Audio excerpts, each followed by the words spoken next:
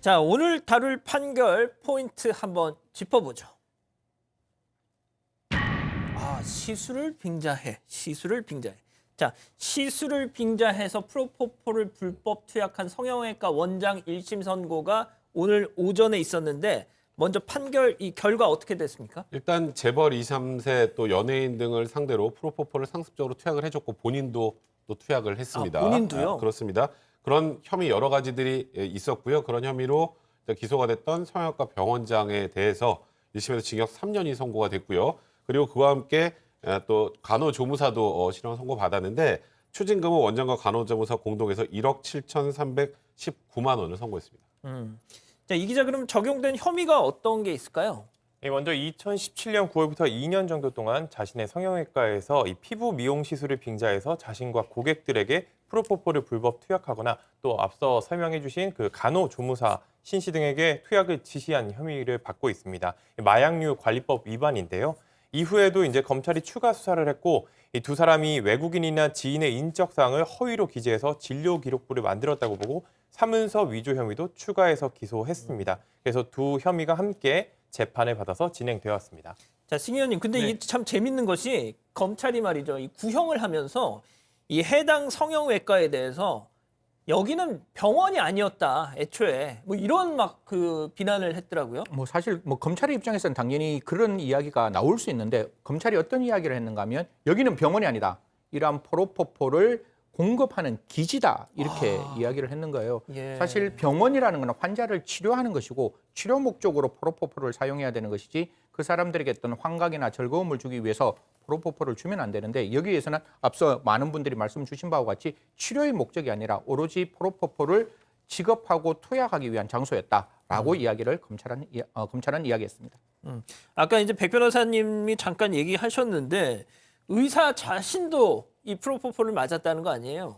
예, 맞습니다. 이 의사 본인도 이제 프로포폴을 맞았다고 하는데 이 혐의에 대해서는 인정을 했습니다. 다만 이제 검찰이 말한 횟수가 조금은 부풀려졌다 이렇게 주장을 했었었는데 검찰은 이제 이 의사와 이제 의사가 맡은 이제 뭐 그 관계자들이 총 148회 관련해 가지고 이제 프로포폴을 투여했다 이렇게 말을 했는데 이 투약 횟수가 실제보다는 조금 부풀려져 있다. 일상생활이 불가능할 정도로 중독이 된 상황은 전혀 아니었다 이렇게 말했습니다. 자, 뭐 이 프로포폴 하면 일명 뭐 우유 주사라고도 불린다지 않습니까? 자, 그런데 도대체 이게 뭐 얼마나 좋길래 의사 본인도 이렇게 맞았을까라는 생각도 드는데 변호사님, 일단 네. 뭐 다른 의약품과 다르게 자, 이건 뭐 엄격히 당연히 좀 관리가 돼야 할 거 아닙니까? 그렇죠. 이제 프로포폴이 치료 목적으로 일단 정상적인 처방을 받아서 하면 그거는 그냥 의약품이에요. 근데 그게 아니라 지금 그런 목적에 업무 목적 외에 사용을 하게 되면 이제 이게 마약이 되는 건데 그래서 프로포폴은 굉장히 엄격하게 관리를 합니다. 이 병원에 어느 정도 양이 들어갔고 어느 정도 처방이 됐고 얼마나 사용됐고 얼마나 남아 있는지 그게 바로 마약 투약 관리 시스템이라는 곳에 입력을 해야 되는데 하하. 근데 저렇게 막 빼돌리려면 어떻게 해야 될까요? 일단 진료 기록부를 허위로 만들어야죠. 이게 의료 목적으로 투입됐다는 걸 확인하기 위해서 그거 허위로 만들죠. 그럼 당연히 여기에 마약 통합 관리 시스템은 허위 입력이 될 거고요. 그러겠죠. 그러다가 이제 이게 문제가 돼서 이제 수사가 들어오면 그 다음엔 진료 기록부 허위 작성은 어떻게 되나요? 저것도 이제 불법이에요. 그럼 그 다음 단계는 폐기를 합니다. 근데 그 모든 것들이 이제 이 프로포폴 불법 투약을 숨기기 위해서 이렇게 진행이 됐다는 사실도 이번에 어찌 보면 실형이 선고된 주요한 이유 중에 하나입니다. 자, 그리고요. 또 이 의사랑 같이 있었던 이 간호조무사도 뭐 네. 실형을 받았다는데 어떤 혐의예요, 이 사람은? 일단 병원장과 함께 프로포폴 투약에 관련돼서 좀 더 적극적으로 관여했다는 부분이 인정이 된 거고요. 또 하나는 이제 간호조무사는 이제 의료 시술은 할 수 없죠. 그건 명백한 의료법 위반이 됩니다. 이제 본인이 그 피부 미용 시술을 하도록 지시도 하고 또 얼굴 윤곽 주사 시술을 시행하게 이렇게 또 지시도 하는 이런 과정에서 무면허 의료행위까지 반복적으로 한 점도 고려를 해서 징역 1년 8개월 실형을 선고했습니다. 자, 이렇게 지금까지 저희가 소개해드린 대로 이 원장, 의사 이런 짓을 저질렀는데 자, 최후 진술을 했을 거 아닙니까, 재판에서? 그런데 이랬답니다. 의사로서 나는 자부심을 갖고 진짜 평생을 살았다라고 말이죠. 황당하네요, 좀.